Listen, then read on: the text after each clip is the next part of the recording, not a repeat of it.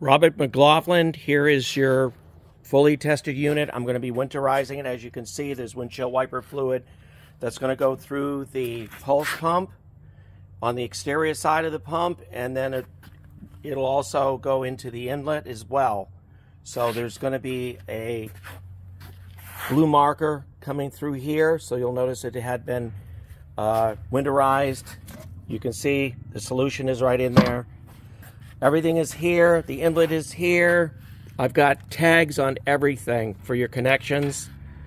As you can see, we have this connected to the high limit switch on this wire, connect to the thermal solenoid on there, which is right on that connection. And don't be alarmed if you see grease here. That's perfectly normal. Those are balance holes. They really packed it at the factory, the grease.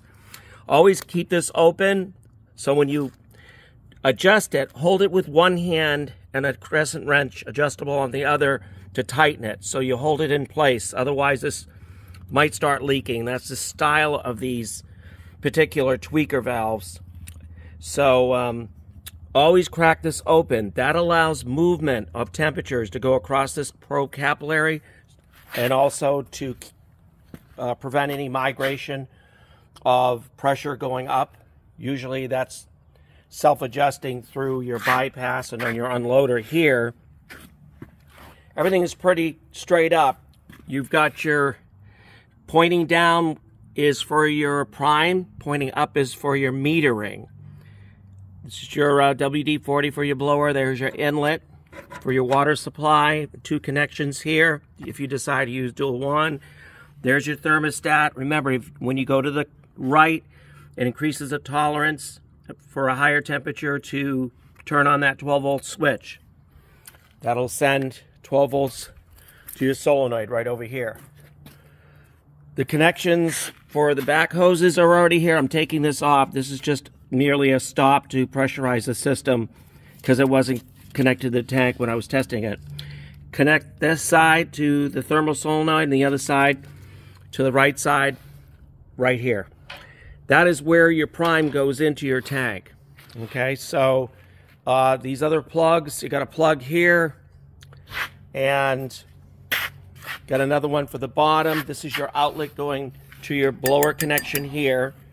In the tank is interconnecting hose and another hose, 1.5 PVC for your connection to your drain, your gate drain.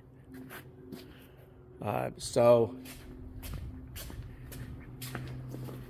here's your gate drain right here. Everything is going in the box. I'm not going to miss out on anything here. Make sure you got everything, okay? You got your two water connection hoses. Those go to the back, like I had said, okay? Got your two wiring connections. One goes to your solenoid. One goes to your high limit shutdown, which is that switch right there, non-polarity. This is your outlet connecting to your blower. This is going into here with the PVC that connects to this, which is in your tank. Here's your two 400 SL T-bolt clamps. That's for your hard wall, the one that I showed you inside the tank. Everything is here. You got two caps, 3-inch caps, two power cables for your accessory line, and a vacuum relief. Okay, that threads upward inside your lid. Okay, and then of course the spring and these are on top of your lid. So it'll just merely thread up inside, and this here will be on the top. Real easy. So everything is here, and just wanted to have this video to show you everything that's you need to know. Make sure you check the oil periodically. First 50 hours, change the oil. Every 500 hours for your Aeon blower oil to change it out. There's the marker glass right here. Usually when it's filled up, it goes halfway. I fill it up right there on that cap.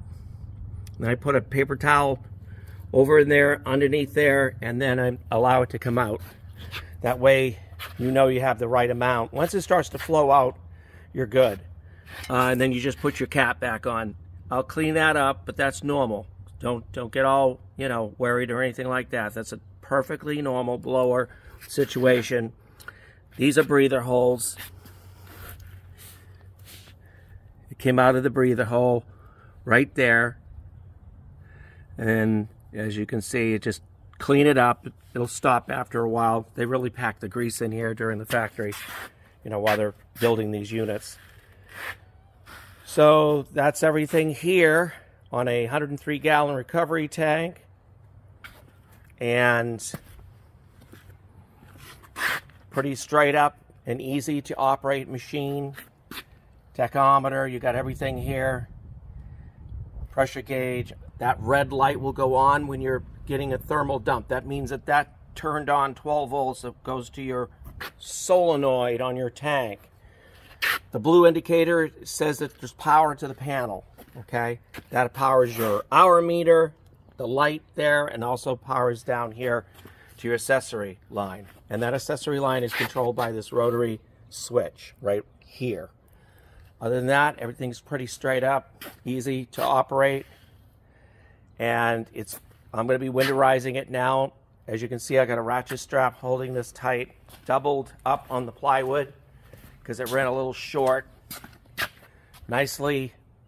Being nicely put together here on the palleting, and I'll also have a couple blankets to give some protection to the top and bottom side.